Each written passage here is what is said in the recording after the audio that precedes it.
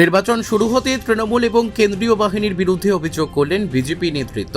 নির্বাচনী কেন্দ্রের 100 মিটারের মধ্যে তৃণমূল কর্মী সমর্থকেরা জটলা পাকাচ্ছেন বলে অভিযোগ করলেন বিজেপির সহ সভাপতি অশোক বর্ধন। অশোকবাবু অভিযোগ করে বলেন, ভোট কেন্দ্রের 100 মিটারের মধ্যে তৃণমূল কর্মী জটলা পাকাচ্ছেন, ভোটারদের প্রভাবিত করবার চেষ্টা করছেন।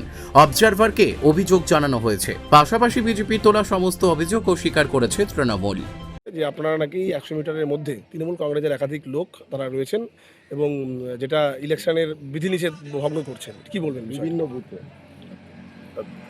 মানে 41 বিধানসভা কেন্দ্রে বিজেপি কর্মীরা বোধহয় নতুন ভোট করছেন আমার মনে হচ্ছে আর কি। তৃণমূল কংগ্রেস দীর্ঘদিন ধরে ভোট করে আসে, তৃণমূল কংগ্রেস জানে যে 100 মিটারের মধ্যে থাকা যায় না। ওনারা তো কোনো বুথে চটিতে লোক দিতে পারেননি। আমাদের 100 মিটারের বাইরে লোক জটলা হচ্ছে না, আমরা 100 মিটারের বাইরে আছে, কোথাকার লোক, কি ব্যাপার, কি বৃত্তান্ত না জেনে অভিযোগ করলে হবে? ওনারা বুঝে গেছে সকাল থেকে মানুষের ভোটের ফ্লো থেকে সব জায়গায় যেভাবে ভোট হচ্ছে তাতে তৃণমূল কংগ্রেস আমাদের গঙ্গারামপুর বিধানসভায় অবশ্যই জিতছে। ওনাদের আমি গোটা ওয়ার্ডে ওয়ার্ডে ঘুরলাম, তাতে যা দেখতে পাচ্ছি ওনারা কোথাও চটিতে লোকও দিতে পারেনি।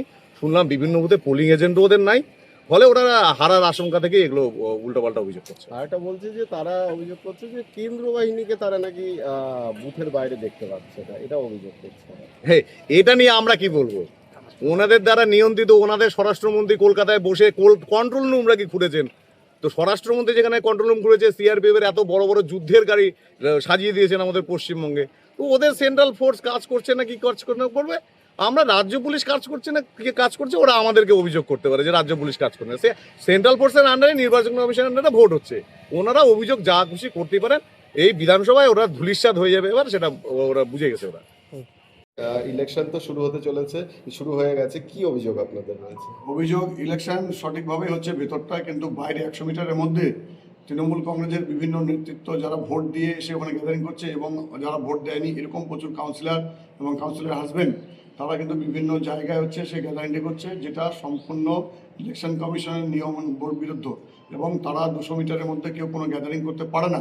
কিন্তু আমরা দেখছি যে ঠিক স্কুলের গেটের সামনেই, সমস্ত স্কুলের গেটগুলো বেশিরভাগ বুথ যেরকম 84, 85, 61, তারপর হচ্ছে 62, তারপর হচ্ছে যে এদিকে 63, এই বুথগুলোতে কিন্তু প্রচণ্ড হারে গ্যাদারিং হচ্ছে এবং সেখানে ভোটারদের প্রভাবিত হচ্ছে।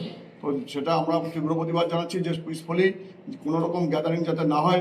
মানুষ তার স্বাধীনতা হিসাবে সে ভোট দেবে, মানুষ যাকে ভোট দেবে সে আমরা সবাই মিলে তার মেনে নেব, কিন্তু এইভাবে গ্যাদারিং করে ভোটারদের প্রভাবিত করা আমরা তীব্র ধিক্কার জানাচ্ছি এবং প্রশাসনকে জানাচ্ছি যে অবিলম্বে এই সমস্ত গ্যাদারিং হটিয়ে দিয়ে সাধারণ মানুষ যাতে তা নির্বিঘ্নে ভোট দিতে পারে তার ব্যবস্থা করতে হবে। এ নিয়ে অভিযোগ কোথাও জানিয়েছে? হ্যাঁ, আমরা এ নিয়ে অভিযোগ থানাকে জানালাম, আইসিকে জানালাম, এখানে আমরা পুলিশ অবজারভারকে জানিয়েছি, জেনারেল অবজারভারকে জানালাম এখনই, এবং আরও কেউ জানালাম। গঙ্গারামপুর থেকে মান্টি সিং এর রিপোর্ট, কুলিক নিউজ।